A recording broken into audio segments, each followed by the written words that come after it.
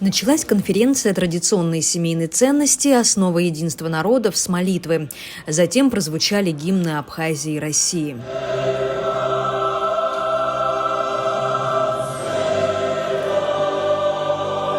Открылось пленарное заседание конференции с выступления главы Абхазской православной церкви отца Виссариона.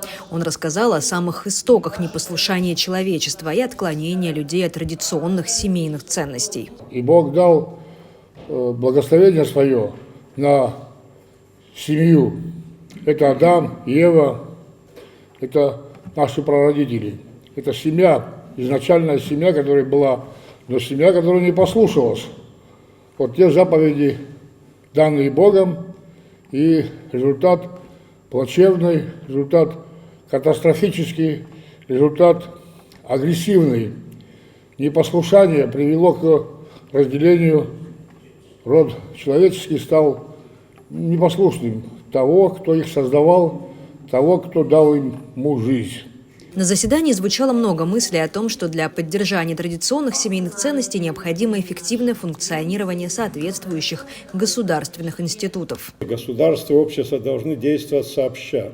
Важно выработать стратегию, направленную на поддержку многодетных семей, пропаганду традиционных ценностей через образовательные программы, средства массовой информации и культуру. Также необходимо развивать институты, поддерживающие семью, отцовство, материнство, укреплять роль религии в обществе, где вера помогает преодолевать внутренние кризисы и создает основу для духовного единства.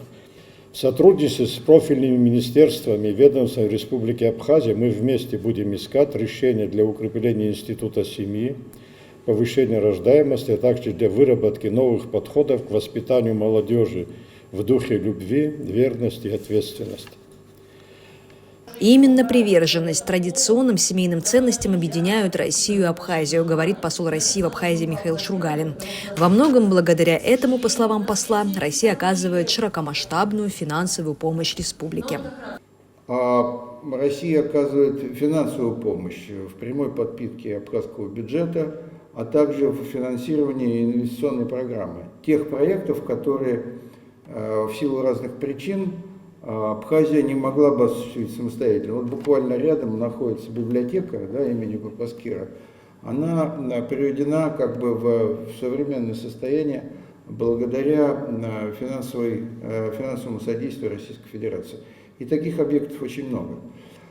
Почему я об этом говорю? Что вот все эти перечисленные направления нашего сотрудничества, они подпитываются традиционными ценностями, на которых базируются, ценностями, которые разделяют и россияне, и абхазы.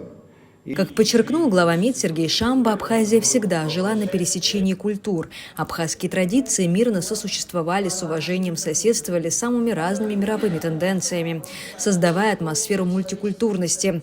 Это сохраняется и сегодня. У нас здесь в Абхазии такой синкретизм разных религий, которые живут в мире и согласии. Вот на небольшом пятачке земли в центре города стоят православная церковь, кирха, костел, синагога. Немного вдали от них есть молельные дома баптистов, пятидесятников, кришнаитов и все другие религии здесь представлены и мирно сосуществуют. И мы хотим сохранить вот эту культуру, которая создавалась веками. Абхазия была всегда связана с великими цивилизациями. Это и Древняя Греция, Рим, Персия, Османская империя и, в конце концов, Российская империя. Через российский мир, через русский язык мы, абхазы, узнавали, познавали мировую культуру, мировую литературу, и науку и прочее через русский язык. Поэтому считаем себя частью русского мира. И сегодня наши парни на фронтах специальной военной операции защищают этот русский мир. Среди гостей конференции представители КСОР с самых разных стран. Председатель Координационного совета российских соотечественников в Сирии Анастасия Колескина рассказала, что ее организация объединяет более 1000 человек, и им есть чем поделиться на православном форуме. так как это все-таки форум православных женщин, а Сирия – это колыбель православия, то есть православие пошло именно оттуда.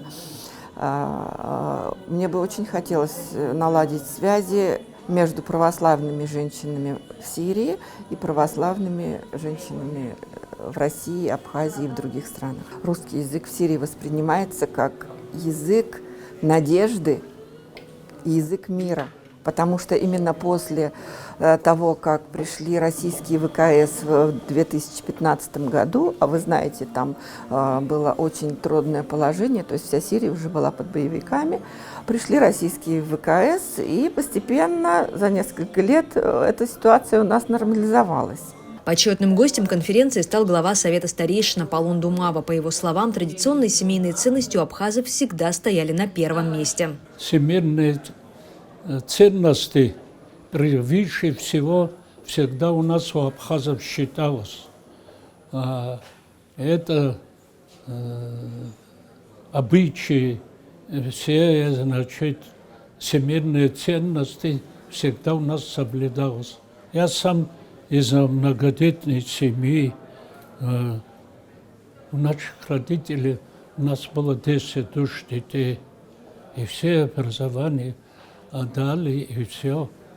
Потом всегда обучали нас уважение ближайшего соседа, родственников, соседей. Цель конференции – объединение усилий общественных деятелей, исполнительной власти и церкви в вопросах сохранения и передачи семейных ценностей. А чтобы усилия эти были не напрасными, к участию в дискуссии привлекли депутатов, членов правительства и чиновников, от решения которых во многом зависит крепость фундамента, на котором семейные ценности держатся – закона и помощи государства. Марьяна Котова, Турника Мичба, Абаза ТВ.